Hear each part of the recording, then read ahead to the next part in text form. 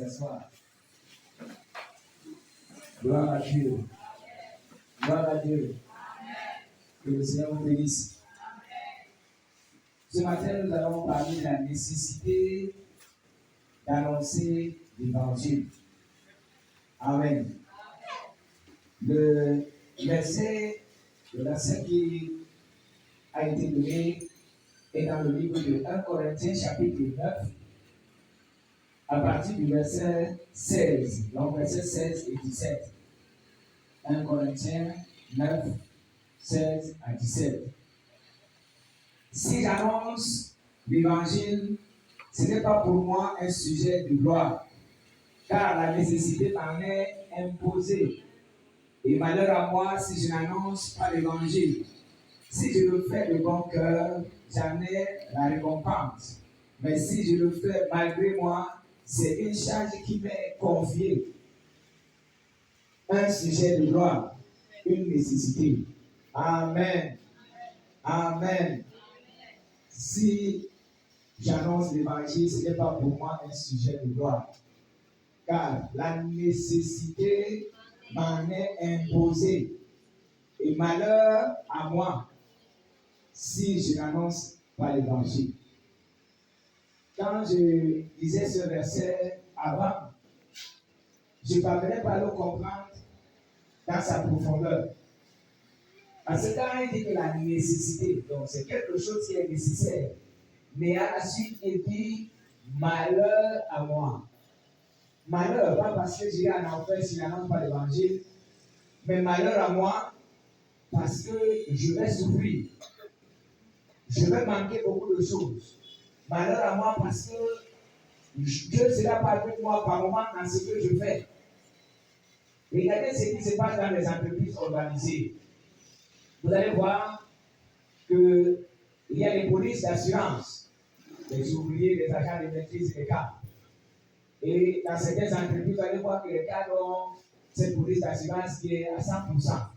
Ça veut dire que quand ils tombent malades, quand ils sont malades, on les amène à l'hôpital, ou ils vont à l'hôpital, on les soigne gratuitement, ils ne dépensent même pas, ils ne dépensent pas un franc. Et vous, quand vous êtes malade, vous allez à l'hôpital, vous dépensez votre argent. Comprenez que si la parole de Dieu nous dit, malheur à moi si je n'annonce l'évangile, Dieu s'occupe de ceux qui annoncent la parole de Dieu. Pendant cette retraite, moi, je propose que vraiment tu aies quelque chose pour noter, quelque chose pour enregistrer et suivre les messages dans les jours à venir. Donc, malheur à moi, comme je disais, Dieu s'occupe de ceux qui annoncent la parole. Comme les chefs d'entreprise s'occupent de ceux qui travaillent dans leur entreprise, ils leur donnent des gratifications, ils leur donnent des bonus, ils leur donnent les polices d'assurance et ils prennent soin d'eux. Dieu fait plus que ça pour ses ouvriers. Ça veut dire que si vous annoncez l'évangile, et comme Paul dit malheur à moi, il a vu l'importance d'annoncer la parole, les bienfaits de celui qui annonce la parole, reçoit tout ce qu'il reçoit de Dieu quand il avance avec l'évangile. Donc comprenons que si nous n'annonçons pas l'évangile, nous allons passer des moments difficiles dans la foi. Et comme Dieu combat pour ses enfants, Dieu ne combattra pas pour vous sur certains domaines. Vous savez, aujourd'hui, vous avez besoin de la santé. Vous priez pour avoir la santé, vous allez à l'hôpital pour dépenser votre argent. Est-ce que si vous êtes un ouvrier de Dieu, Dieu permettra que vous soyez cloué sur un lit quand il a besoin de sauver les âmes? Je ne crois pas. Dieu n'aura pas besoin de vous laisser malade, que vous soyez soutenu par des comprimés, et quand les âmes sont en train de périr dehors.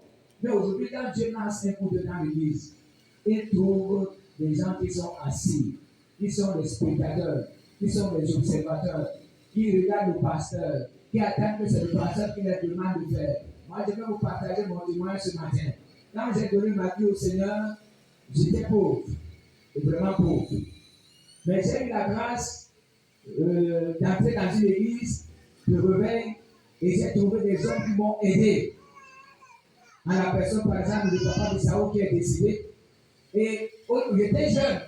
Au lieu que j'aille dans le groupe des jeunes, les papas m'ont amené dans le groupe des hommes. J'étais le plus jeune. Et pendant qu'on sortait pour évangéliser, le papa que j'appelle Papa Bissao aimait toujours me prendre. Et pendant qu'on marchait, il me donnait des conseils. Il me donnait des conseils et il prêchait l'évangile, je suivais. Et après, il me laissait aussi prêcher. Et c'est comme ça que j'ai eu le goût d'annoncer la parole de Dieu. Je n'ai pas connu la jeunesse pour Christ.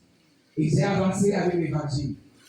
À travers les conseils qu'il me donnait, quand j'étais pas ensemble avec lui, je sortais, j'annonçais l'évangile dans les quartiers, je montais avec j'allais dans les maisons, j'annonçais la bonne nouvelle, j'avais toujours ma Bible à la main. Et pendant que je commence à annoncer la bonne nouvelle, ma vie a commencé à changer. Et j'ai commencé à constater que les problèmes que j'avais avant, je ne les avais pas. La mendicité que j'avais, par exemple, quand il fallait, on était invité quelque part, mon épouse était obligée d'aller emprunter un habit quelque part. Elle portait l'habit, après la fête, elle le remettait. Des choses comme ça commençaient à disparaître dans ma vie. Je veux vous dire ce matin que Dieu bénit par rapport aux besoins.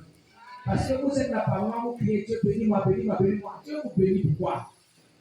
Il y a peu de chrétiens aujourd'hui qui demandent à Dieu la bénédiction pour son œuvre. Et après, je me suis lancé à l'évangélisation par les images.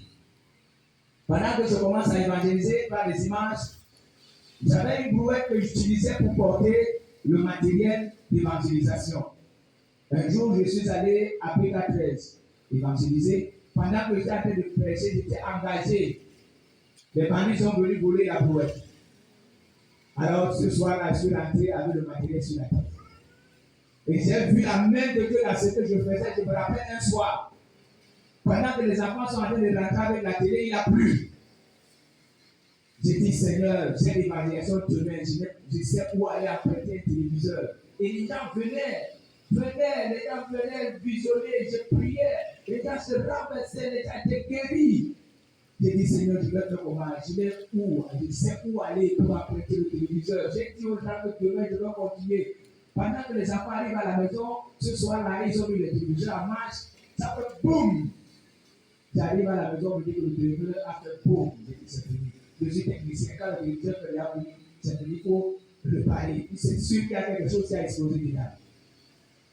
Je me suis couché dans triste. J'ai grondé les enfants, j'ai crié sur les enfants. Et dans la nuit, pendant que j'étais triste, j'entends une voix qui me dit, va imposer les mains sur le téléviseur. Alléluia! Je me suis levé, je suis allé au salon, j'ai imposé les mains sur le téléviseur. J'ai dit au nom de Jésus-Christ, le téléviseur fonctionne. J'ai placé le téléviseur, pas les images.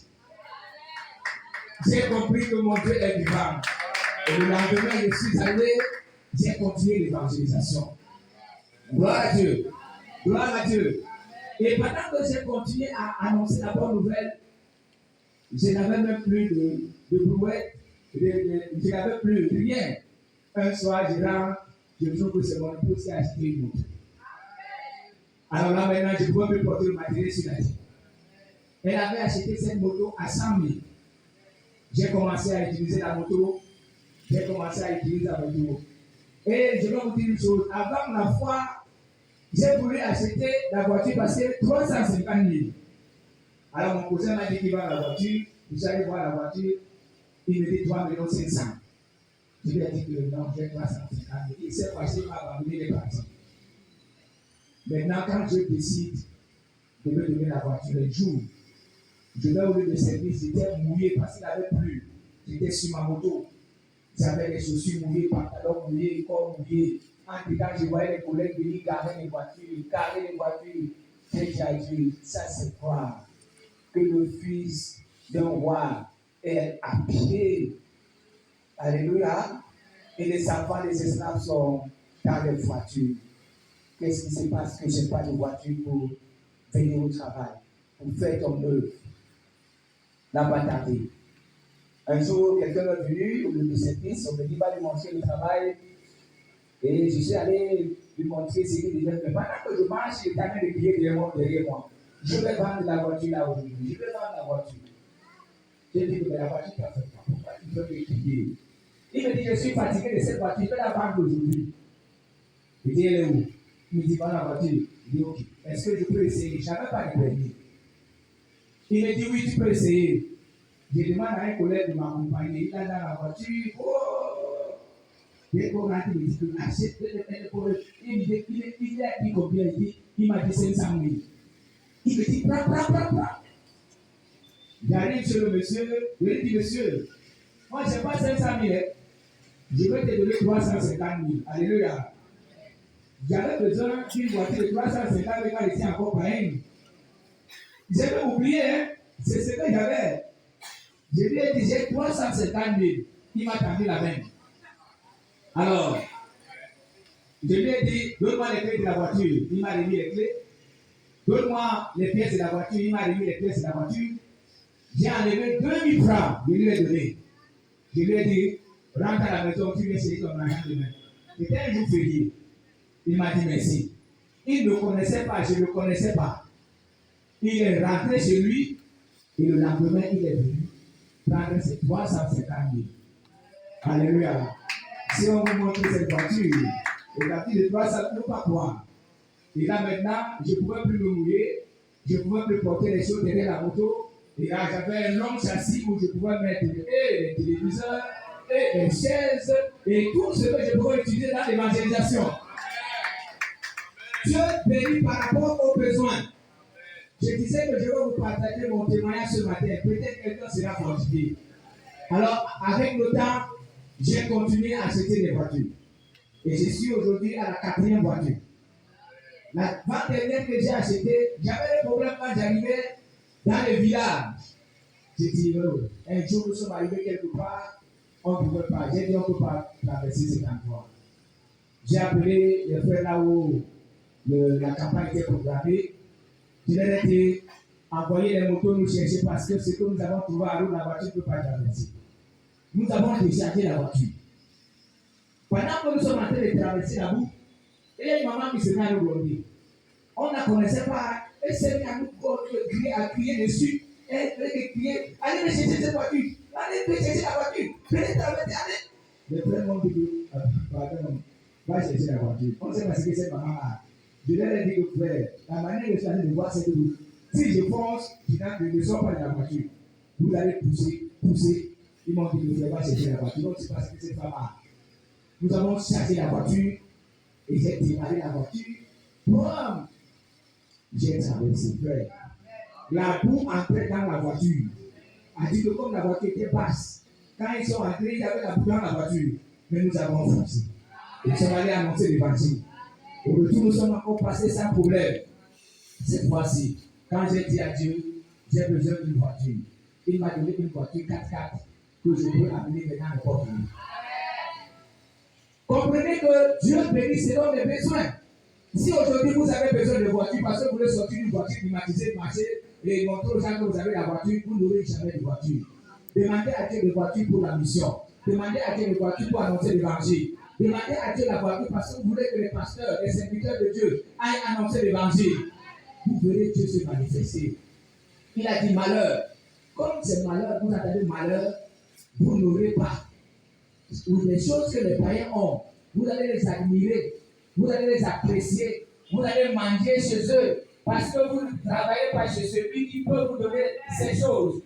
Et ils ont une manière, ils peuvent voler pour avoir des voitures, ils peuvent vendre leurs enfants pour avoir des voitures, ils peuvent se prostituer pour avoir des voitures, mais pour vous les enfants de Dieu, Dieu a sa manière de vous bénir. Parce que vous devez vous voler. Vous devez travailler dans la maison du Seigneur. Et pendant que vous travaillez dans la maison du Seigneur, ce Dieu vous bénira et vous bénira au nom de Jésus. Donc il dit malheur, ce malheur, celui qui n'annonce pas l'évangile. Malheur à lui parce qu'il va mendier à manger. N'est-ce pas? Jésus a dit aux apôtres que l'ouvrier doit sa nourriture. Dieu s'occupe de ceux qui parlent de lui, qui parlent de Jésus. Si aujourd'hui quelqu'un se lève, vous avez votre enfant s'est égaré, il a fait 3 jours, 4 jours dehors, et un matin vous voyez quelqu'un venir avec votre enfant, est-ce que vous oubliez cette personne? Et c'est ce que Dieu attend. Il y a ces enfants là-bas dehors qui sont égarés. Ces enfants qui aujourd'hui sont en train de servir le diable. Si aujourd'hui vous vous chargez, vous êtes là pour annoncer la bonne nouvelle et pour dire aux autres de venir. Si vous amenez des âmes dans la maison du Seigneur, comprenez que Dieu travaille sur vous. Dieu a cette police d'assurance que Dieu vous maintiendra en santé. Dieu vous bénira dans vos maisons. Dieu bénira vos enfants. Dieu vous bénira vos époux et vos épouses. Dieu bénira vos entreprises. Mais si vous n'annoncez pas l'évangile, priez comme vous voulez. Oh Seigneur, bénis-nous. Bénis-moi comme tu as béni Salomon. Tu ne sais même pas ce que Salomon a fait pour être béni. Il a donné à Dieu 1000 holocaustes. La même nuit, Dieu, le cœur de Dieu a été touché. La même nuit, il est venu dire, demande-moi ce que tu veux. Toi, tu as besoin de bénédictions de Jacob, bénédictions d'Abraham, bénédictions d'Isaac. C'est ce qu'on demande. Bénédiction, bénis-moi Seigneur. Il te bénit pourquoi? Tu as fait quoi? Vous voulez avoir des salaires sans travailler? Vous ne faites absolument rien dans la maison de Dieu. Vous voulez que Dieu vous paye. Il va vous payer comment? Allez à la banque.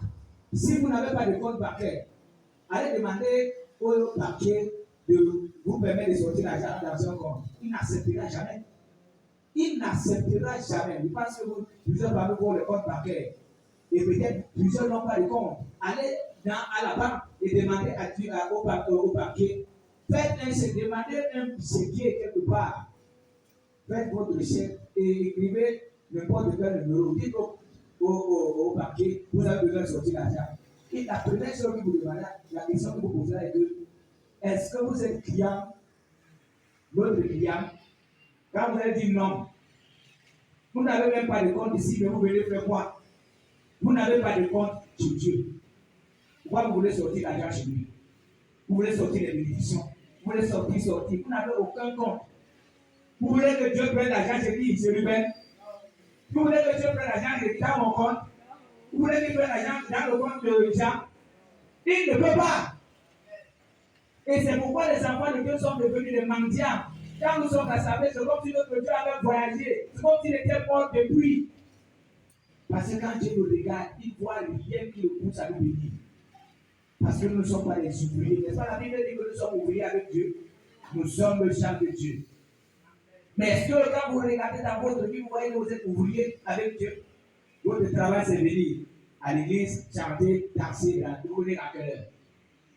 Le culte commence à 2h30, vous venez à 10h30. Vous marchez comme si de rien n'était. Et quand vous laissez les chanter, vous lancez vos offrandes, c'est fini, vous rentrez à la maison. Et à la maison, vous fermez votre bouche. Et vous voulez que Dieu vous paye par rapport à quoi? À votre paresse? Non, Dieu ne paye pas les paresseux. Il n'y a pas de salaire pour les paresseux. Alléluia. Alléluia. Le deuxième verset est que nous devons prendre soin. Les soins que nous devons donner à nos familles. Je vous ai dit que je vais partager mon témoignage avec vous. J'ai commencé à annoncer l'évangile, mais je n'annonçais pas l'évangile dans ma maison.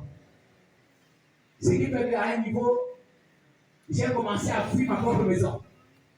J'annonçais l'évangile, les gens se convertissaient.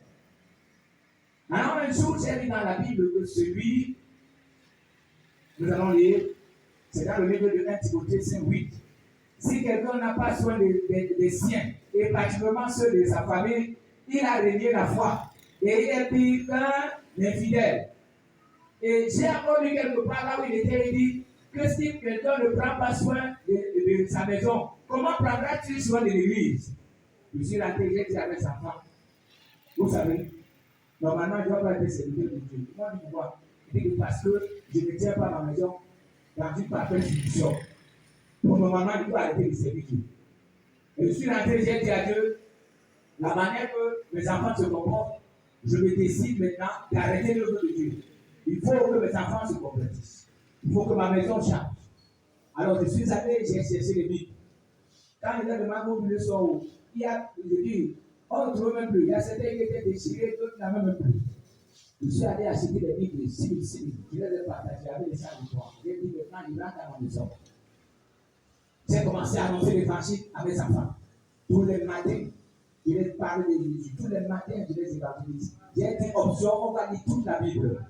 Avant qu'on ne termine le Nouveau Testament, j'ai commencé à voir le changement dans ma maison. Amen. Nous prenons souvent le temps d'aller prêcher les gens à des kilomètres. Nous prenons souvent le transport. Nous laissons les gens qui sont dans nos maisons, qui n'ont jamais entendu l'évangile. Notre caractère ne permet même pas de convertir. Ne parlons même pas de nos paroles. Nous pardonnons par les parler. Comprenez alors que si vous ne prenez pas soin, commencez d'abord à évangéliser dans votre maison. Il y a certaines familles, certains parents qui viennent souvent au culte le dimanche. Entre temps, ils envoient les enfants au marché pour vendre. Il y a certains qui sont là le dimanche. Ils viennent, laissent les enfants laver les habits. Ils commissionnent les enfants pour préparer, faire ceci. Ça veut dire que vous voulez entrer au paradis et vos enfants, vous les envoyez en enfer. Vous devez tout faire pour aller au paradis avec toutes vos familles. Amen. C'est pourquoi vous devez annoncer l'évangile à vos enfants. Vous devez annoncer l'évangile à vos familles. Vous devez annoncer l'évangile à vos maris. Votre comportement dans la famille doit attirer les gens. Il y a certains qui sont dans les familles, et quand tu rentres dans cette famille, tu poses la question, il y a le frère, Dieu te met qui est. Oh, on va te dire non, c'est insupportable. Pourquoi? Parce qu'il est une il pique tout le monde. Moi, je suis souvent contre des enfants de Dieu qui disent, non, dans ma famille, tout le monde, personne ne m'aime. Je dis jamais. Même Jésus, que tout le monde, les gens n'aimaient pas. Mais il avait quand même les gens de 12 qui marchaient avec lui, malgré qu'un a vendu. Il y a beaucoup de personnes qui étaient contre lui. Mais il y avait quand même quelques personnes qui étaient attachées à lui. Et ces personnes qui marchaient avec lui. Ces personnes qui le suivaient. Même quand il passait des moments difficiles, il le suivait de loin. Mais qui voyait ce qui se passait. Votre comportement dans la famille doit attirer vos membres de famille. Vos maris doivent se convertir à travers votre comportement. Vos enfants convertis à travers vos comportements. Si aujourd'hui vos familles ne sont pas converties, si aujourd'hui on vous insulte, on insulte votre Dieu, vraiment c'est parce que ces gens ne voient rien en vous. Surtout, les choses que vous parlez, les choses que vous dites, ils ne voient rien en vous qui peut les amener à vous suivre là où vous êtes. Pourquoi? Parce que votre Dieu ne se manifeste pas à travers vous. C'est pourquoi rentrez dans vos maisons et parlez à vos enfants. Alléluia. Et je vais vous dire encore ce matin qu'il y a un salaire pour tous ceux qui annoncent l'évangile. Moi, je vous le confie. Il y a un salaire. Il y a un salaire. Comme je le disais tantôt, les enfants de Dieu aujourd'hui ressemblent aux enfants des orphelins. Et nous voyons aujourd'hui que dans la parole de Dieu, Jésus a dit, je ne vous laisserai jamais orphelin. Il a dit, je serai avec vous. Mais il avait dit à qui? Aux apôtres. Mais quand il disait aux apôtres, il était sûr, parce que les apôtres avaient déjà la certitude que Jésus était fils de Dieu. Et Jésus devait partir comme il avait dit. Il dit, je ne vous laisserai pas orphelin. Et quand il est parti, les apôtres, ils ont eu le travail. Ils ont accepté d'être sciés. Ils ont accepté de mourir pour Jésus. Ils ont accepté d'être battus. Ils ont accepté d'être insultés. Mais regardez dans la parole de Dieu. Je vois Paul qui avait de dire qu'il avait le chat. Je vois que Paul a de dire qu'il a laissé une personne malade. Voilà deux endroits que je vois dans la parole de Dieu. Regardez dans le Nouveau Testament. Vous n'allez pas voir, on a écrit le pot, l'autre est là-bas malade, vraiment, on est là. Quand les apôtres arrivaient quelque part, ils trouvaient que quelqu'un est malade. Ils priaient pour que la personne se retrouve à la guérison. Quand ils trouvaient quelqu'un mort, ils priaient pour que la personne ressuscite. Aujourd'hui, nous sommes dans l'église. Nous lisons seulement ces choses. Comme des enfants d'Israël qui demandaient à Josué et Caleb, nous entendons que nos pères, Dieu avait fait avec nos pères, et ils n'avaient jamais vu. Nous entendons seulement que nos papas avaient, qu'ils avaient fait. Mais moi, je vous dis, frère, c'est dans l'évangélisation que j'ai vu que Dieu avait fait quelque chose en moi. C'est dans l'évangélisation que j'ai vu que je peux prier pour un fou, que Dieu le relève. Je peux prier pour des femmes qui ont besoin d'enfants. Ce matin, j'ai reçu un enfant de Dieu, il est déjà pasteur. Et pendant que nous étions en train de poser, je lui ai demandé que ton premier fils est comment. Il me dit qu'il vient déjà à l'université. Ah, il vient déjà à l'université. Ils ont souffert pour avoir cet enfant. On a prié et Dieu lui a donné cet enfant. Aujourd'hui, il est à l'université. C'est dans l'évangélisation. Aujourd'hui, il est pasteur. À cette époque-là, il était un simple chrétien. Aujourd'hui, il est venu me rencontrer. Il est venu me voir, il est déjà pasteur. Gloire à Dieu. C'est dans l'évangélisation que j'ai vu Dieu se manifester, que les sorciers peuvent se lever, les apôtres, les enfants de Dieu. Nous sommes allés à Ézéchiel. J'ai vu un vieux qui est, le vieux est arrivé là où on faisait la campagne. Il avait une petite barbe. Il s'est mis à me gronder. Qui vous a dit de chasser nos dieux qui sont sur la montagne? Je n'avais pas de réponse. Moi, je ne savais pas qu'on avait chassé les dieux. Qui vous a dit? Il m'a dit, vous allez voir. Quand il est parti, le ciel est devenu noir. Ah, on a commencé à arranger les effets de non, on ne peut plus faire la campagne, c'est mauvais. Mais quand le temps de Dieu est arrivé, Dieu a balayé les nuages. Ah! Et ce soir-là, nous avons fait la campagne et beaucoup d'âmes se sont donnés au Seigneur. Le lendemain, pendant que nous étions dans la salle, nous étions en train de nous réjouir de ce que Dieu a fait. La pluie a commencé. Frère, j'ai vu le tonnerre a frappé sur la fenêtre à côté là où j'étais. Boum! Donc, toute la fenêtre était en flamme. Mais la chose la plus surprenante, quand la flamme est partie, la fenêtre s'est pas brûlée. Donc, il n'y avait pas de traces de brûlure. Est-ce que vous voyez comment notre Dieu est pour ça? Nous avons terminé la campagne, nous avons remercié le Seigneur, nous sommes rentrés sans problème et les souliers de Satan ont honte. Et c'est comme ça que Dieu sauve ses enfants. Aujourd'hui, vous avez peur quand vous voulez annoncer la parole de Dieu. Vous voyez des gens qui ont des barres, qui ont des chaînes, ceux qui sont dans les grosses voitures. Vous avez honte. N'est-ce pas? Jésus a dit que celui qui aura honte de lui devant cette génération perverse et adultère, lui, Jésus, aura aussi honte de lui devant son Père et les anges. C'est pourquoi, frère, ne devons pas avoir honte. Ce que nous avons est au-dessus de ce que le monde a. Ce que nous avons est au-dessus de ce que le monde a. Il y a un frère qui était en train de prier, il demandait à Dieu la puissance.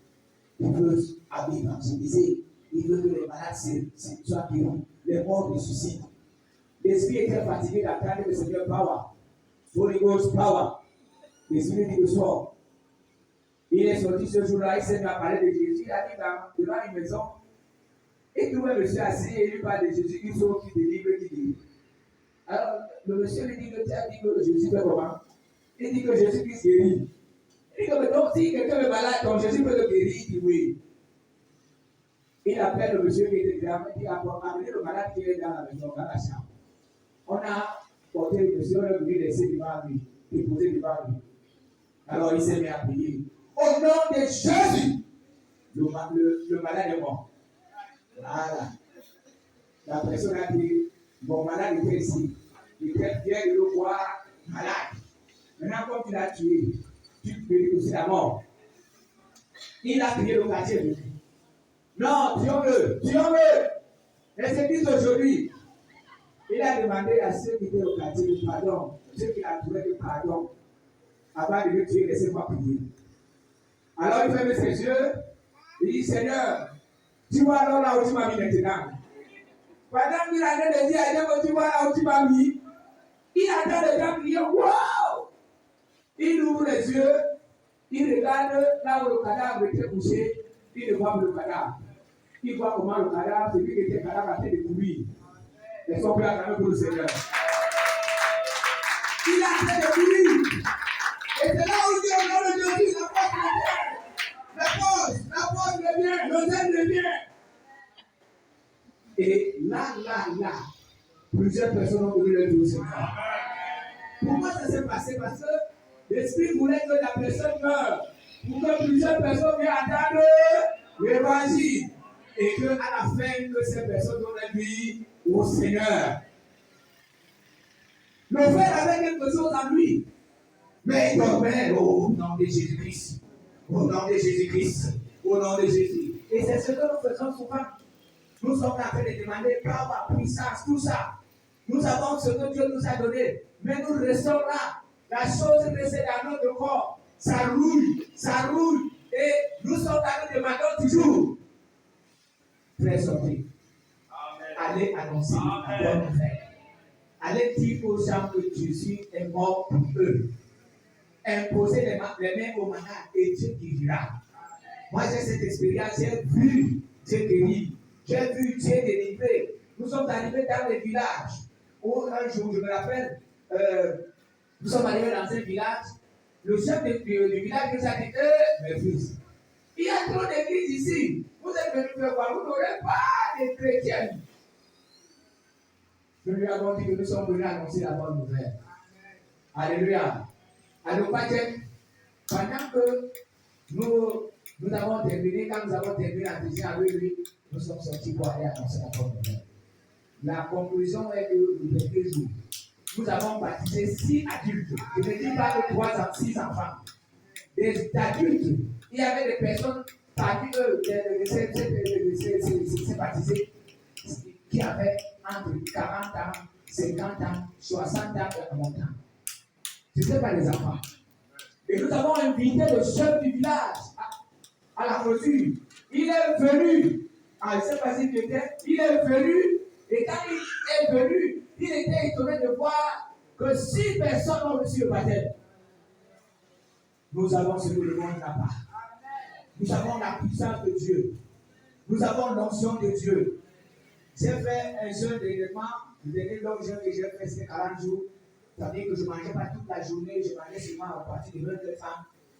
Quand je suis arrivé au 36e jour, j'ai commencé à sentir mal au niveau de la nuque. Une voix m'a dit, tu vas mourir.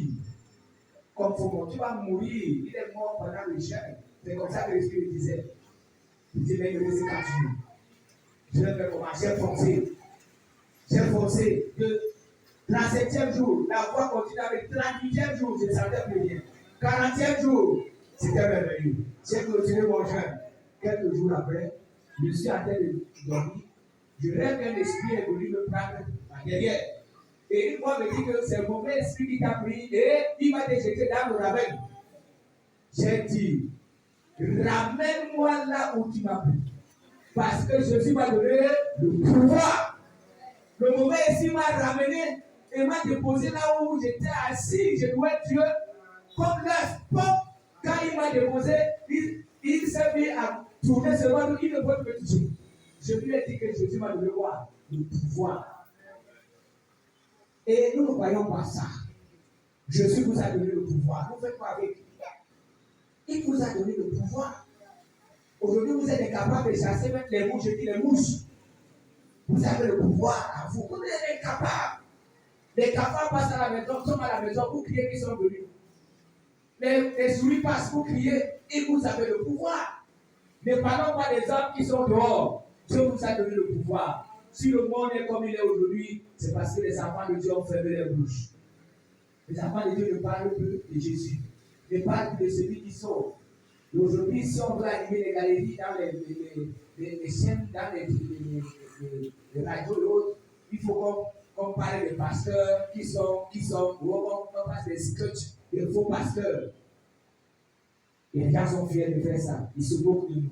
Si les chrétiens se levaient, si la puissance de Dieu nous accompagnait, ces gens qui se moquent de nous, c'est dans l'église. Ces gens devraient venir à l'église contempler notre Dieu. Et c'est l'homme qui dit Amen. Il y a un salaire dans Luc chapitre 10, verset 2 à 9, il dit quoi? Il leur dit, la maison est grande, mais il y a peu d'ouvriers. Priez donc le maître de la moisson d'envoyer des ouvriers dans sa maison. Partez, voici, je voudrais avoir comme des agneaux au milieu de l'eau, ne porter ni bourse, ni sac, ni souliers. Et les agneaux personne en chemin. Dans quelques maisons que vous entrez, dites d'abord que la paix soit sur cette maison. Et si se trouve là un enfant de paix, votre paix reposera sur vous. Sinon, elle reviendra à vous. Demeurez dans cette maison, là, mangez et buvez selon vous donnera, car l'ouvrier mérite son salaire. Amen. L'ouvrier mérite son salaire. Il leur demande de ne pas porter la nourriture. Il leur demande de ne pas porter le sac. Parce qu'il savait qu'il avait déjà tout prévu là où il va. Est-ce que nous pouvons dire Amen? Il avait tout prévu. Pour nous qui sommes les enfants de Dieu, quand nous sortons pour annoncer l'évangile, frère, voyons que Dieu a tout prévu. Et Dieu a tout préparé pour nous. Est-ce qu'on peut dire Amen? Un jour, dans un rêve, j'ai vu que j'étais au Carrefour Cité avec une équipe d'évangélisation. Pendant que j'étais en train d'évangéliser, à côté, il y avait un ange qui me suivait avec un vélo. Et là où il se posait ses mains sur le vélo, il y avait une caisse. Et Dieu m'a dit, va regarder ce qu'il y a dans la caisse. Je m'en vais, j'ouvre la caisse, je trouve qu'il y a beaucoup d'argent dedans. Il y avait des billets de 10 000, 1 000, beaucoup. Et Dieu me dit, cet argent est à toi. Tu peux faire de cet argent ce que tu veux. Et tous ceux qui sont en train d'annoncer l'évangile sont à toi. Et pendant que Dieu me parlait, j'ai vu un pasteur, un autre milieu qui passait. Il a dit, hey, le pasteur là souffre. Il faut que je lui donne un peu d'argent. Alors, dans le rêve, je vais aller le poursuivre. J'étais derrière lui, il marchait plus vite que moi. Alors Dieu me dit, si tu arrives chez lui, tu trouves son enfant, ne lui donne pas de l'argent, tu trouves sa femme, ne lui donne pas de l'argent, et tu vas t'appeler. Tu arrives à la maison, je ne trouve pas le pasteur, je trouve sa femme, je trouve son enfant. Il dit, le pasteur, on me dit qu'il est sorti, il n'est pas encore rentré. Je veux donner de l'argent à sa femme. Dieu me dit, je t'ai dit de ne pas donner cet argent à sa femme et à son enfant. Je fais demi-tour. Pendant que je suis allé de rentrer, Dieu me dit, ne donne plus jamais à ceux qui ne veulent rien faire pour moi ce que je te donne pour ce que tu fais pour moi.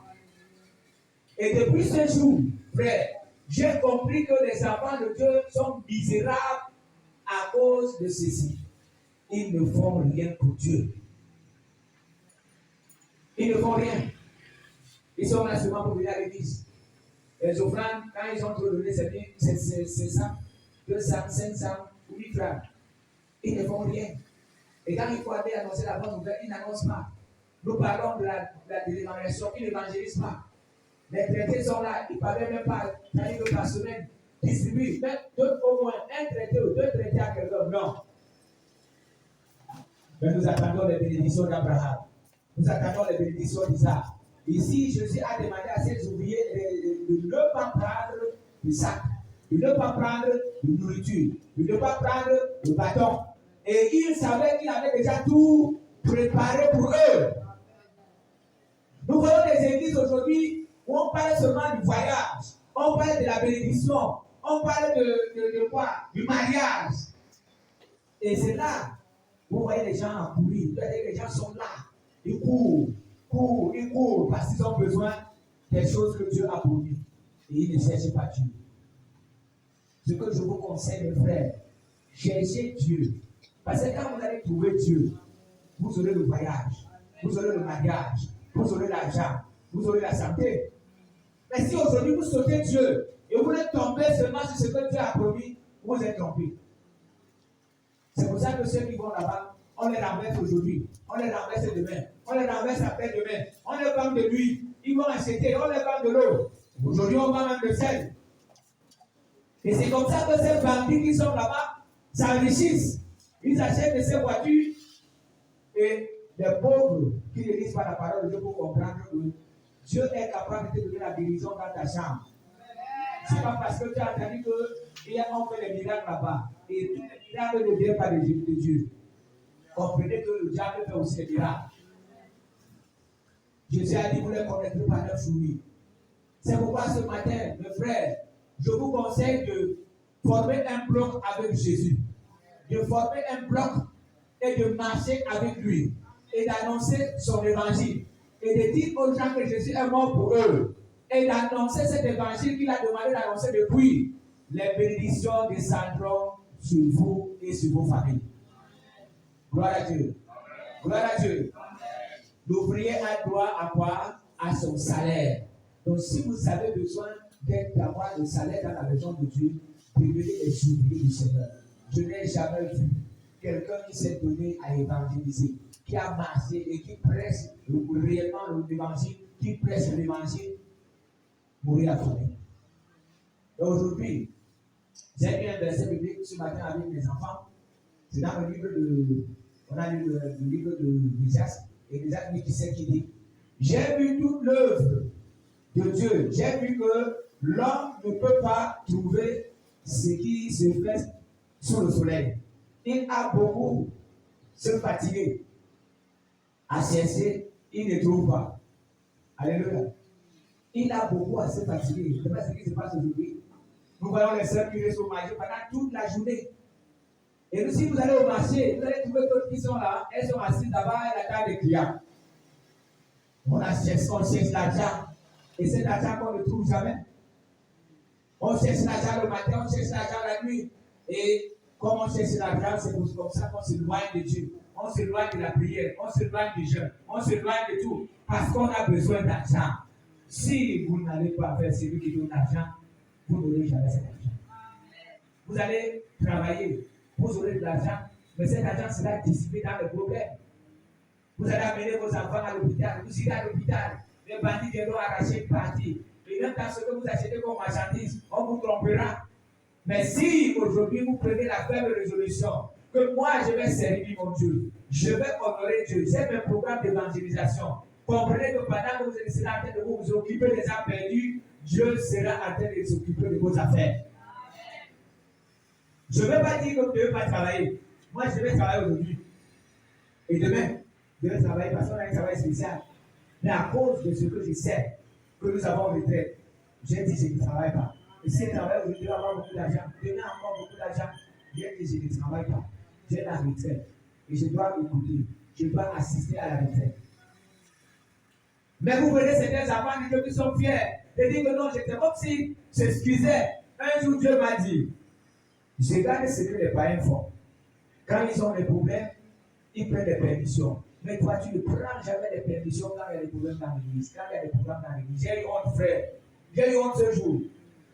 Il dit, mais tu ne prends jamais de permission parce que tu aimes tellement ton travail. Et depuis ce jour-là, j'ai changé. J'ai changé. J'étais souvent esclave de maman à 18h, je continue encore 22h, je suis encore là-bas. Mais les jours de réunion, maintenant, je vais leur donner le temps. Le matin, et normalement, j'allais le travail à 18h. Et à partir de 18h, je suis terminé. Je ne suis pas obligé de rester là parce que c'est les heures supplémentaires. Je vais travailler aussi pour Dieu. Je vais aussi au culte. J'honore mon Dieu. Mais les enfants de Dieu sont là. À 18h, c'est là où il dit que j'attends le dernier client. La réunion, c'est à 18h30. Quand on fait un programme de d'évangélisation de masse, on dit on va sortir pour aller annoncer l'évangile. C'est le jour-là qu'il dit qu'il a un rendez-vous avec un client. Quand vous faites des rendez-vous avec les clients ce jour-là, regardez ce que le client va vous donner. Et regardez ce que vous ferez avec ça.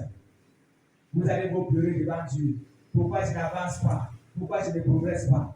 Tu n'avances pas, tu ne progresses pas parce que tu ne travailles pas avec Dieu. Il a dit que vous êtes oubliés avec Dieu. Quelqu'un peut dire Amen? Amen.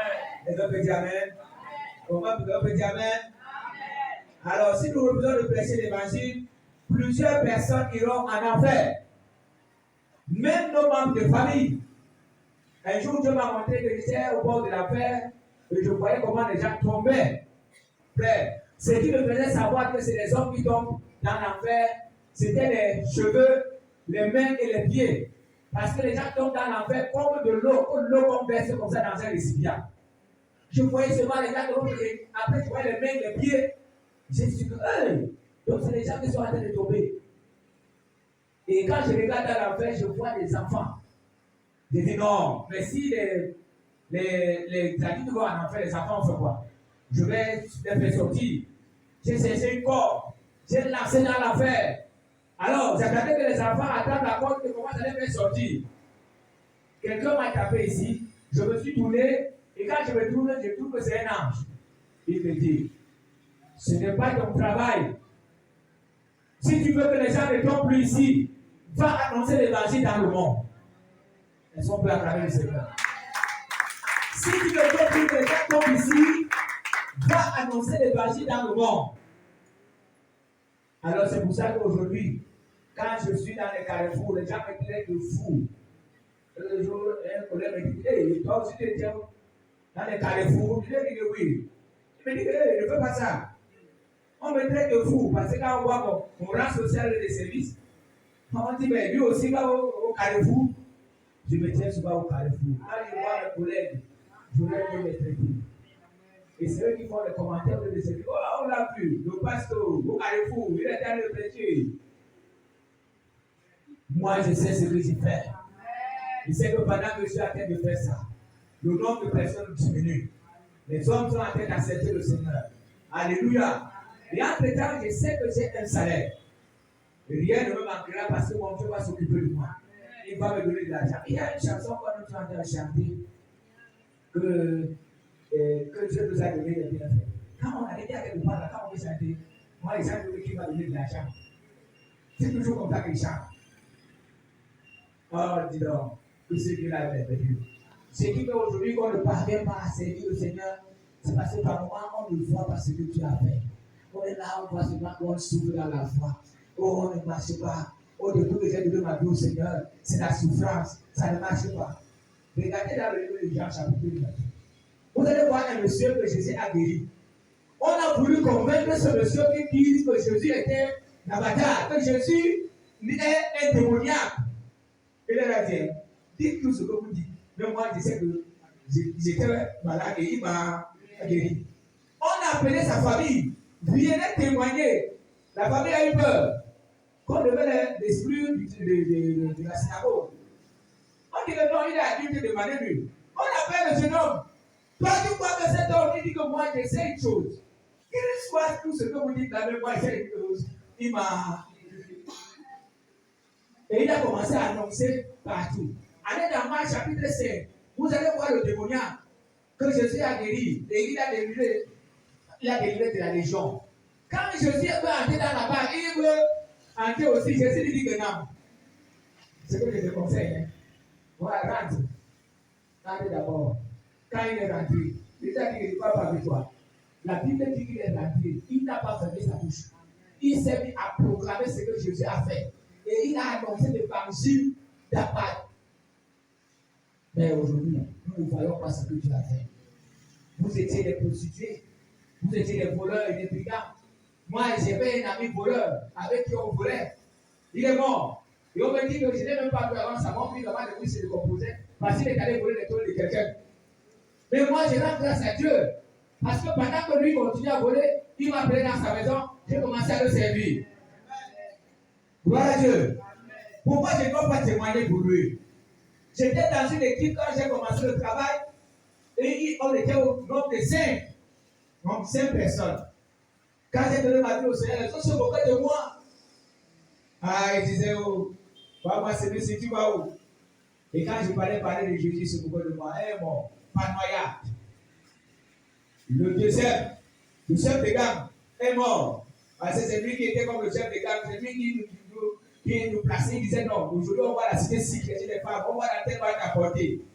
Il est allé dans il était devenu le serviciel parce que quand j'allais chez lui, maman me disait qu'on le doit pas dans la chambre. Quand moi je venais regarder la chambre la nuit, je trouvais qu'il a devenu le bougie rouge. Il est mort comment? Il ne se sentait pas bien, il est allé à l'hôpital central de Yaoundé. Quand il s'en va là-bas, il se couche, il couche là, il s'est couché comme ça, il est mort. Quand il est quitté chez lui, après il est arrivé là-bas, il s'est couché, il est mort. Alors pendant que je continue à prêcher l'évangile, j'entre dans une de nos églises, je trouve un autre. Mais lui, il est paralytique. Comment? Pendant que je suis en train de marcher à bord, je rencontre un autre, il est gravement malade. Il marche à peine. Donc parmi nous 5 là, je suis le seul qui marche bien, qui est en santé et qui annonce l'évangile. Si ceux-là acceptaient l'évangile avec moi, si ceux-là acceptaient suivre Jésus, si ceux-là annonçaient l'évangile comme moi, je pense qu'ils seraient vivants. Même celui qui boit là, et celui qui marchait comme ça, je suis sûr qu'il est même déjà mort. Parce que la manière il marchait un peu, après il s'asseyait quelque part. Et moi je venais de voir continuer à aller dire à son petit Jésus. Comprenez frère, qu'à cause de ce que Jésus a fait dans nos vies, moi c'est mon témoignage, c'est mon témoignage. Peut-être que vous avez aussi votre témoignage, ce que Jésus a fait. Ce témoignage doit vous pousser à vous lever, vous pousser à annoncer Jésus. Et à dire aux autres que Jésus est mort pour eux, que Jésus est mort pour vous. Mais ne voulez pas fermer la bouche. Quand vous passez des moments difficiles, rendez grâce à Dieu et priez le Seigneur. Parce que les moments difficiles sont pas mal comme des escaliers. Que quand vous montez, vous montez, vous montez. Quand vous terminez, passez ces moments difficiles, vous vous retrouvez en haut et vous glorifiez le Seigneur. Et vous aurez des témoignages. Et ces témoignages amèneront plusieurs dans la maison du Seigneur. Aujourd'hui, quand j'annonce l'évangile, je rends souvent certains témoignages et je vois des personnes édifiées.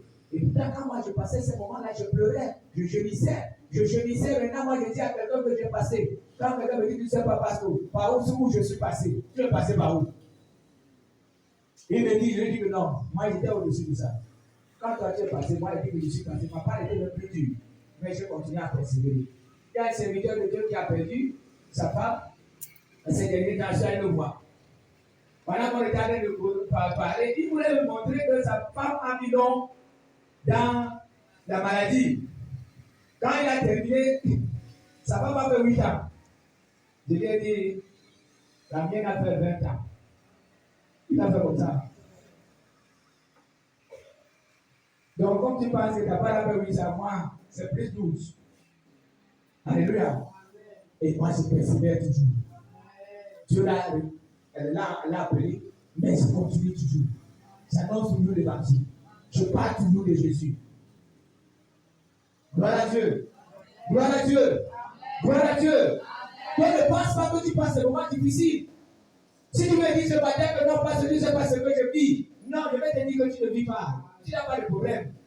Tu ne peux pas être en train d'évangéliser. Ton épouse assis à la fenêtre de véranda. Tu as terminé l'évangélisation. 15 minutes après, tu as le corps de ton épouse dans tes mains. Tu vas maudire Dieu.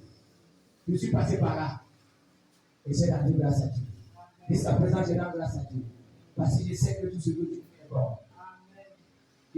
Quand tu as fait aujourd'hui, tu dis, maintenant, ce Dieu n'a pas parlé. Si tu ne me fais pas ceci, je sors de la foi. Sors. Si tu me sors tout de suite. Si Dieu a envoyé Jésus, c'est pour ton bien. Si tu te demandes d'aller annoncer le mal, c'est pour ton bien. Si Dieu te demande d'avancer, c'est pour ton bien. Ce n'est pas pour le bien de Dieu. Dieu a des anges qui l'adorent. Il y a des archanges, il a des vengeurs qui se poseraient dans sa présence. Si ce Dieu descend vers les hommes, c'est à cause de l'amour qu'il a envers sa créature, à cause de la grâce. C'est pourquoi nous devons le lever, frère. N'attendez pas les pasteurs, n'attendez pas les évangélistes, n'attendez pas partout où vous allez, vous devez contaminer les gens. Vous devez laisser parler de Jésus. Et vous verrez ce Dieu s'occupera de vous partout où vous irez. Quand vous serez malade, ce Dieu viendra et ce Dieu vous touchera. Quand vous serez dans la disette, ce Dieu viendra. La police d'assurance de Dieu est au-dessus de toutes les polices. Quand on dira que l'homme doit vous opérer, alléluia, j'ai suivi l'histoire d'une soeur ici, le médecin lui a dit, mais d'abord que la grossesse est compliquée. Compliqué, vraiment, ça reste compliqué que ça veut parler, ça ne peut pas parler. Je lui ai dit, non, laissez tranquille, il ne faut pas se gens-là. On a prié ici. Quelqu'un visite par là-bas, le médecin dit, non, c'est là. Vraiment, il faut que tu viennes, on va t'opérer. On va chercher les draps, tu viens, on va t'opérer. Quand elle arrive à la maison, elle accouche dans les bonnes conditions. Voyez ce que Dieu fait. Il conforme la science. Il est au-dessus de la science. Et j'ai eu une autre soeur ici dernièrement. Elle était venue me dire, papa, le médecin a dit que je ne peux pas accoucher. Je lui ai dit que ton Dieu va te faire accoucher. Il dit, mais le médecin a dit au médecin que mon Dieu va me faire accoucher. Il s'est beaucoup de moi en me disant que si tu veux que ton Dieu t'exauce, il faut commencer à marcher à genoux pour que Dieu te donne un enfant. Je lui ai dit, c'est tapis. Quand elle est tombée enceinte, elle est repartie chez le même médecin. Ça, c'est la puissance de la parole. Le même médecin. Elle a dit au médecin, j'ai besoin que tu me fasses un test de grossesse. Le médecin a fait le test. Et quand il a constaté que la sœur était enceinte, il s'est mis à crier. Venez. Tous les médecins venaient. Quand ils sortaient les résultats, les premiers résultats, et ils sortaient les résultats du test, les médecins sortaient, personne ne parlait. Parce qu'ils savaient tous que la femme qui a ce mal ne conçoit jamais. Quand la grossesse a fait 9 mois, elle est repartie là-bas. Le médecin dit, je commence à voir que le placenta s'affaiblit, la femme peut mourir. Elle est venue me voir. Dieu m'a dit, je n'ai jamais commencé ça achevé. Alléluia. Je n'ai jamais commencé. Elle a abandonné ce médecin. Elle est allée accoucher ailleurs. La femme dit, elle s'en va à la Seigneur. Donc, on peut faire que ce que nous avons, nous l'ignorons.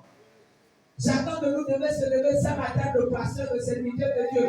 Chacun de nous devait se lever pour aller annoncer l'évangile, pour aller dire aux autres que le Seigneur Jésus vous aime, que le Seigneur Jésus vous aime. Alléluia. Alléluia. Acte chapitre 26, le verset 15 et 18. Je répondis, c'est Paul qui est en train de parler. Qui es-tu, Seigneur? Et le Seigneur dit, je suis Jésus que tu persécutes. Mais lève-toi et tiens-toi sur tes pieds, car je te suis apparu pour t'établir ministre et témoin des choses que tu as vues et celles pour lesquelles je t'apparaîtrai. J'étais choisi du milieu de ce peuple et du milieu des païens, vers qui je t'envoie, afin que tu leur ouvres les yeux, pour qu'ils passent les ténèbres à la lumière et la puissance de Satan à Dieu, pour qu'ils reçoivent par la force en moi, la foi en moi, le pardon des péchés et l'héritage avec les sanctifiés. Voilà la mission de Paul. C'est la même mission que nous avons. Dieu nous a donné ce pouvoir. Alléluia. D'aller. D'abord, nous avons été choisis. Tout ce que Dieu appelle dans sa maison sont des choisis. Ce n'est pas des gens qui sont là pour perdre de temps. Non. Il a vu, comme David, il a vu quelque chose en lui et il a appelé. Regardez dans la Bible, dans l'Ancien Testament, Dieu a beaucoup utilisé les bergers. Parce que les bergers sont patients. Alléluia. C'est pourquoi nous devons avoir la patience des bergers. Et nous devons annoncer l'évangile. Toutes les personnes qui peuvent nous ouvrir les portes, ne les abandonnons pas. Même si la personne ne le soit aujourd'hui, demain, après-demain. Ne dis pas qu'il est incrédule. On t'a annoncé l'évangile pendant combien de temps? Et un jour, tu as donné ta vie au Seigneur. C'est ce que vous devez faire. Les enfants doivent annoncer l'évangile à l'école. Les universitaires, les étudiants, annoncer l'évangile à l'université. Les mamans qui sont au marché, annoncer l'évangile au marché.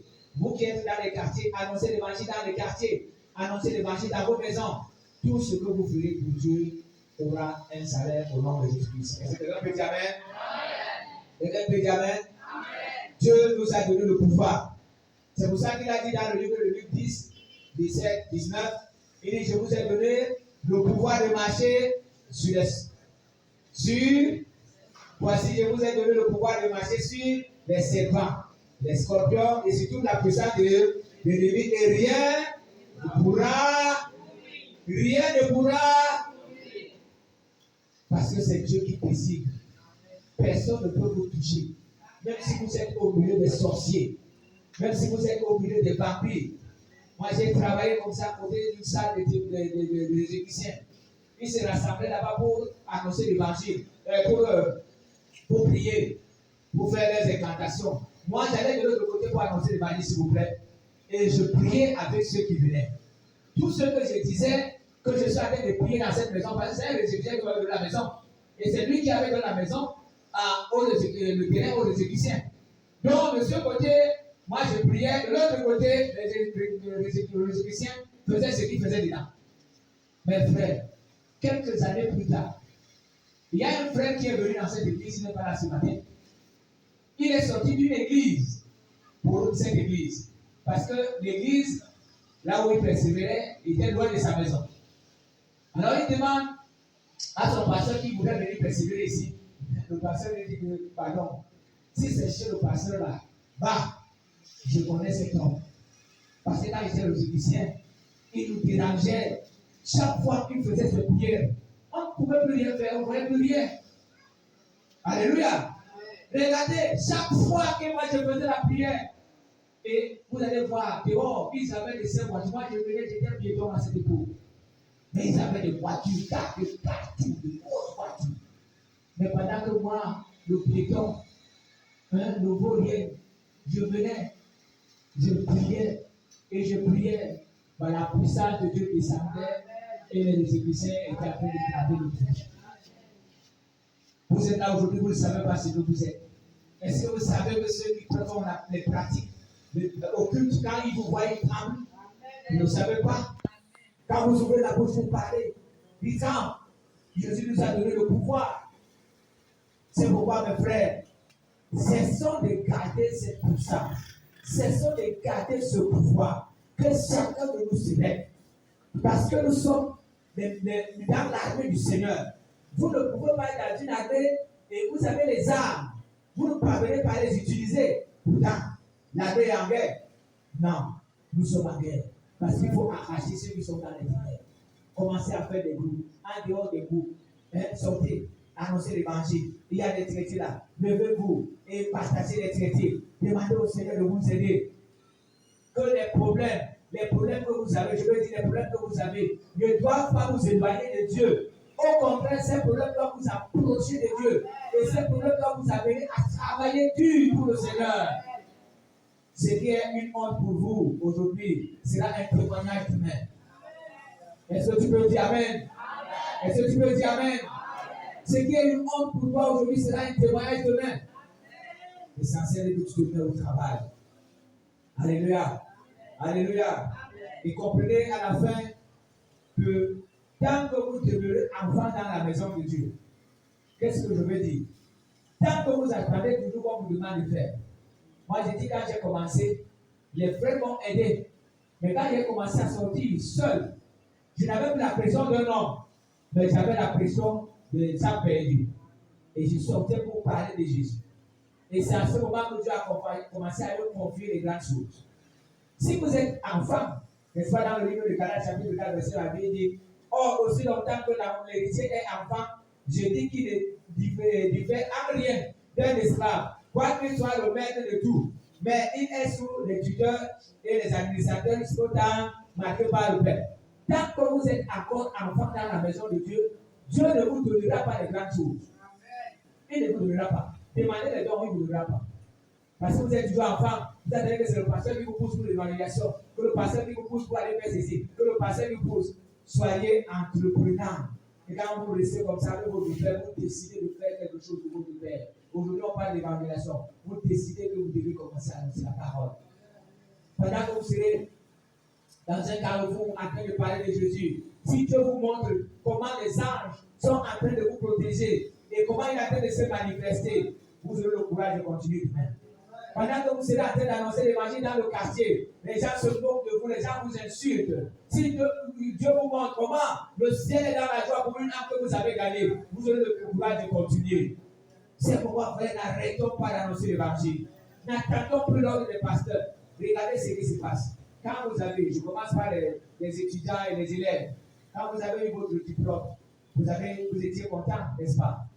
Vous avez chanté, vous avez appelé les cousins, vous avez appelé les cousines, vous avez appelé les tontons, vous leur avez dit que vous avez eu. C'est pas ça? C'est pas ça? Et pourquoi aujourd'hui, nous avons une porte que Dieu a ouverte, que nous devons entrer au paradis. C'est plus que le diplôme. Alléluia. Nous devons envoyer les SMS, le téléphone, c'est pas seulement pour aller dans le Facebook, non. Même si c'est dans Facebook, à lancer l'évangile. Alléluia. Même si c'est dans WhatsApp, annoncer la parole de Dieu. Moi, je suis souvent étonné, je vois quelqu'un qui envoie l'anniversaire de son enfant et il parle à son enfant dans WhatsApp. L'enfant qui ne comprend pas. L'enfant qui n'a pas de téléphone. Je ne sais pas si vous avez déjà vu ça. Il envoie le message pour son petit-fils ou sa petite-fille. Il dit: ma fille, sois comme ça. L'enfant ne sait même pas lire. L'enfant n'a pas de téléphone. Vous voyez ça comment? Ce n'est pas une folie. Vous voyez ça comment? Et on va passer le temps à écrire comme ça. On passe, on est en train de bien faire. L'enfant, il ne parle même pas. Mais on est en train d'envoyer ses photos et on écrit à l'enfant sur WhatsApp. Vous voyez que ces choses-là nous rendent souvent fous. Je veux l'assurer que fous, même les fous qui sont à l'eau ne font pas ça. Fous. Parce que le fou qui est à l'eau, quand il veut traverser la route, si la voiture arrive, il le voit courir. Ça veut dire qu'il a encore quelque chose dans la tête. Il a peur de la mort. Et ce sont ces choses-là qui nous prennent le temps maintenant. Vous voyez que les gens sont sur Internet. Ils peuvent faire 5 heures sur Internet et ils ne peuvent pas faire 3 minutes de prière. J'ai dit 3 minutes. Seigneur, merci pour la journée où il est déjà même. Il est déjà au lit. Il ne peut pas prier pour les gens pendant 5 minutes, non. Il ne peut pas prier pour ses problèmes pendant 5 minutes, non. Il ne peut pas se tenir quelque part pour distribuer les têtes pendant 15 minutes, non. Mais il est sur Internet pendant 4 heures de temps. Et quand on dit le culte va sortir à 18h30, quand on est déjà à 18h35, il prend son salisson. Comprenez que tant que vous êtes encore enfant, qu'on va vous demander de venir au culte. vous n'aurez pas ce que les hommes mûrs reçoivent dans la maison de Dieu. Si aujourd'hui vous ne comprenez même pas qu'il ne faut pas être en retard, que vous devez être à l'heure, vous avez un problème. Si vous ne comprenez pas que vous devez vous lever pour annoncer l'évangile, frère, vous êtes toujours enfant et vous serez toujours les mendiants. Vous serez toujours en train de mendier et vous serez en train d'admirer ceux qui sont dans le monde comme si c'est leur Dieu qui est plus puissant que le nôtre. Et dans tous ceux qui sont en train d'utiliser appartient à notre Père.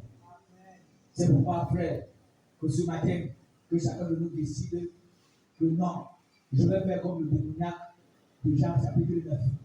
Je ne vais plus me taire. Même si les gens insultent mon Jésus, moi je vais le mettre plus haut. Même si les gens m'insultent, je vais parler de Jésus. Même si les gens sont là et ils sont en train de m'insulter. Parce que là, ils ont leur petit argent, ils vont acheter que pas mal de malheureux là. Tu peux pas aller chercher le travail. Et tu dis que tu annonces la parole de Dieu. Et quand tu arrives à la maison, la parole va sonner dans ton cœur. Il m'a dit que tu vas aller chercher le travail. Je n'ai pas encore trouvé. Si je n'ai pas encore trouvé, ce que j'ai maintenant comme travail, c'est parler de Jésus. Il y a un jeune homme qui est allé évangéliser comme ça un jour. Il a trouvé un monsieur couché chez lui. Il était en France pour les soins. On lui a dit non, rentre dans ton pays, tu vas mourir. Pendant qu'il a trouvé, il était dans la maison, il trouve ce monsieur couché, il était un milliardaire, un millionnaire. Et il lui parle de Jésus. Et comme ces entreprises qui allaient retomber déjà, parce qu'on savait qu'il devait mourir, tout le monde savait.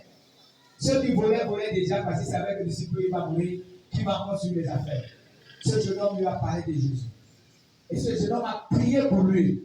Et quand ce jeune homme prie pour lui, le Seigneur Jésus le délivre. Il avait fréquenté, il avait un bon bagage intellectuel. Et quand il s'entretient avec ce monsieur, il dit, tu n'as rien à faire, tu n'as pas fréquenté. Il dit, j'ai fréquenté, mais je n'ai pas encore trouvé le travail. Je suis à la recherche du travail. Mais comme je n'ai pas encore trouvé le travail, tous les jours, moi, il sort et j'annonce la parole de Dieu. Le monsieur lui dit, à partir d'aujourd'hui, avec ton niveau d'études, tu deviens l'administrateur de tout le bien. Il faut acclamer le Seigneur. Ça veut dire que dans toutes les entreprises, ce jeune homme devait aller. Dans toutes les entreprises, il devait contrôler, il devait administrer, il devait administrateur de tout ce qu'il avait. Maintenant, en passant, c'est les autres qui devaient tremper devant l'administrateur là.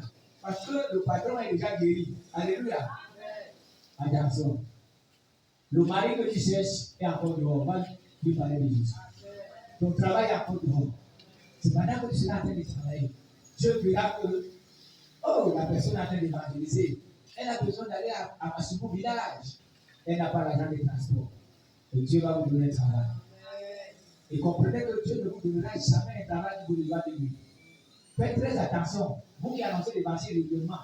Quand un travail, vous voyez un travail devant vous, je veux dire, quand vous appelez pour travailler, s'il vous plaît, faites très attention. Si vous voyez que ce travail va à la contre de l'évangélisation que vous faites, le diable peut vous mettre dans un trou. Vous pouvez entrer comme ça, vous n'évangélisez plus, vous ne venez plus à l'église et vous avez en prison. Quand c'est Dieu qui donne, il vous donne la possibilité de continuer à parler. Il ne vous met pas en prison pour ne pas venir au culte. Il ne vous met pas en prison pour ne pas évangéliser. Mais il y a des frères qui sont fiers aujourd'hui. Frère, je ne viens pas l'évangélisation parce qu'il travaille. Pour aussi voir si ce n'est pas le diable qui t'a mis en prison parce qu'il a vu ce que tu fais. Et il t'a fermé là pour que tu ne gagnes de ça. C'est pourquoi ce matin, frère, tournons-nous vers le Seigneur. Que chacun de nous ne dit pas que moi, le Seigneur n'a pas encore fait quelque chose pour moi. Je vais terminer par ce témoignage de ce jeune homme qui est allé voir un pasteur. Il a dit au pasteur, s'il sort d'ici, je le tente, je vais me suicider. Parce qu'il était suivi à la télé. Et comme il était suivi à la télé, je viens pour avoir la solution. Si tu ne veux pas la solution, je sors, je ne reviens plus. Le pasteur dit quel est le problème. Il dit que non, je n'ai rien. Là où je suis, je n'ai rien dans le monde. Le pasteur dit ok. Il a pris un bic et une feuille, il lui a donné. Il a commencé à lui poser des questions. Est-ce que tu es marié? Il dit oui, je suis marié, mais je n'ai pas les moyens pour nourrir ma femme. Est-ce que tu as des enfants? Il dit oui, j'ai des beaux enfants, mais je n'ai pas assez d'argent. Tout ce qu'il disait qu'il avait, parce qu'il demandait de payer. Après, il dit que est-ce que tu manges bien? Il dit que je n'ai pas ton restaurant est malade. Il dit non. Il dit, mais je n'ai pas assez de nourriture pour manger, mais on le restaurant digère tout ce que je mets dedans. Et est-ce que tu dors bien? Il dit Oui, je dors bien. Il lui dit, mais est-ce que tu sais qu'il y a plusieurs personnes qui ne trouvent pas le sommeil, il faut prendre les somnifères, mais toi, tu dors quand même bien. Ok. Quand ils ont terminé, avant de terminer, le militaire lui a encore demandé, est-ce que tu as des amis? Il dit, oui, mais même comme ils ne sont pas fidèles, j'ai des amis. Il dit, ok. Le pasteur lui dit, bon, relève-toi maintenant. Il dit à haute voix tout ce que tu as écrit. Quand il se lève, il dit, j'ai une femme, j'ai des enfants, j'ai un estomac solide, je dors bien, j'ai des amis. Quand il a terminé, il s'est assis. Il dit, pasteur, quand je venais chez toi, il disait que je n'avais rien. Mais après notre entretien, je constate que j'ai quelque chose. Alléluia. Je constate que j'ai le pasteur de Dieu. Maintenant, ce que tu as fait, va te laver, parce qu'il était réservé à un fou. Va te laver 3 fois et va chercher le travail comme tu n'as pas de travail.